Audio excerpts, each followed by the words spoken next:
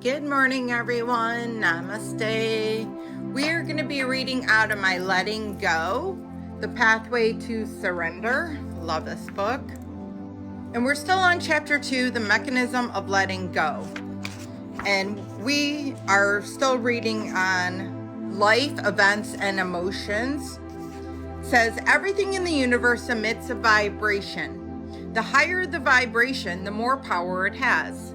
Emotions also, because they are energy, emit vibrations. These emotional vibrations impact the body's energy fields and reveal effects that can be seen, felt, and measured. Motion pictures using Kirlian's photography, such as those done by Dr. Thelma Moss, show rapid fluctuation of the color and the size and the energy field with the changes of emotions. The energy field has traditionally been called the aura and can be seen by people who have born or learned the ability to see the vibration of that frequency. The aura also demonstrates the energy changes that accompany the emotions as our body muscles instantly respond to positive and negative stimuli.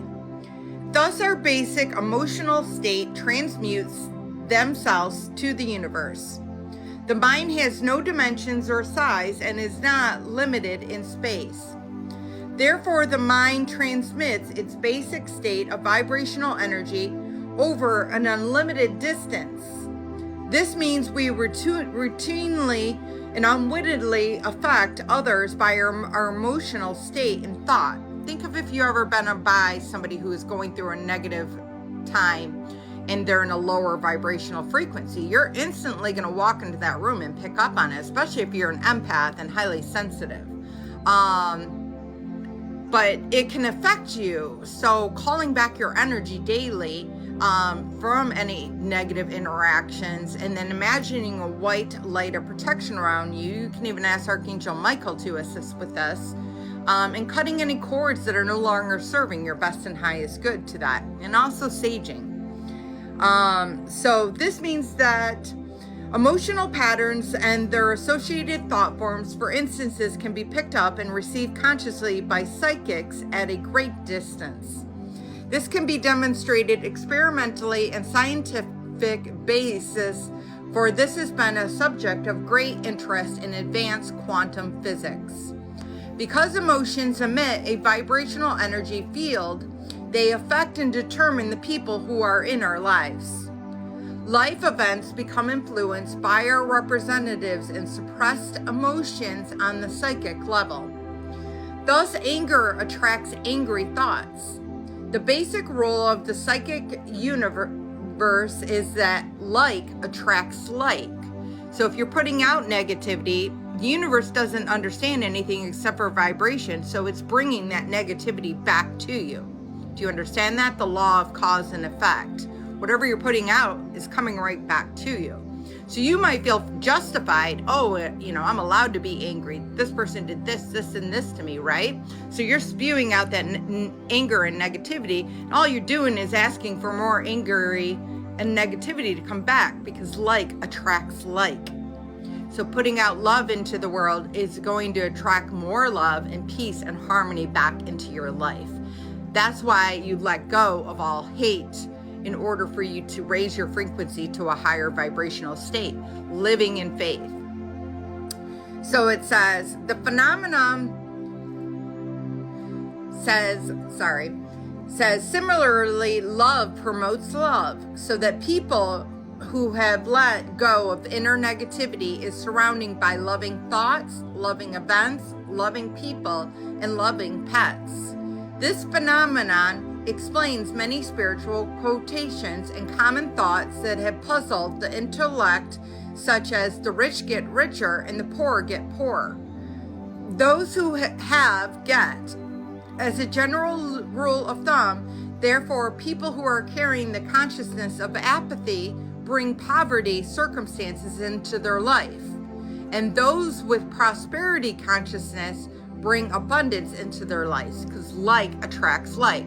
So if you're sitting around in victim mode feeling sorry for yourself and thinking, woe is me, the world is a horrible place, well, guess what's coming back to you? More and more negativity. And it's difficult when you are in that situation to think of a higher vibrational frequency, that amazing good things are going to happen, and be in that hope state.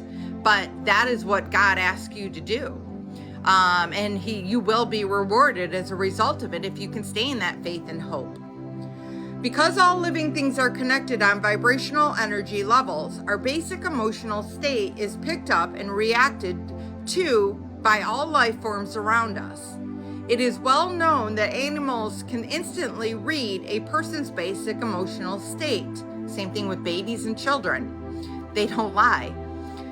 There are experiments demonstrating that even the growth of bacteria is affected by human emotions, and that plants register measurable reactions to our emotional state. That's by Baxter 2003. So we're going to leave it at that, guys, but absolutely.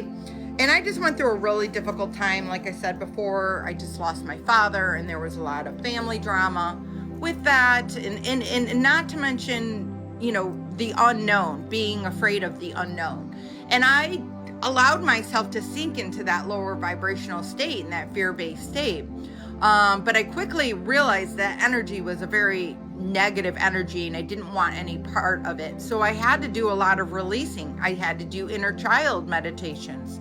I really had to just surrender it, and I had to write out all the feelings I was feeling to the people, places, and situations. And then I burnt it, and I asked for God. I surrendered it to God, and I asked for Archangel Michael to help and assist and aid with it. I asked for the violet flame to alchemize and transmute all dense and lower vibrations. Saint Germain, Archangel Zachiel, Sai Baba, Kuan Yin. Those are all people, Mother Mary, Jesus, Mary Magdalene. They're all people that we can lean on to really help us to get through forgiving other people. Because again, forgiveness is for yourself. You're not condoning what they did, but you're forgiving it for yourself, and you're releasing it, and you're not carrying it throughout your life. So I love you all. Hope this helps. Have a blessed day, and namaste.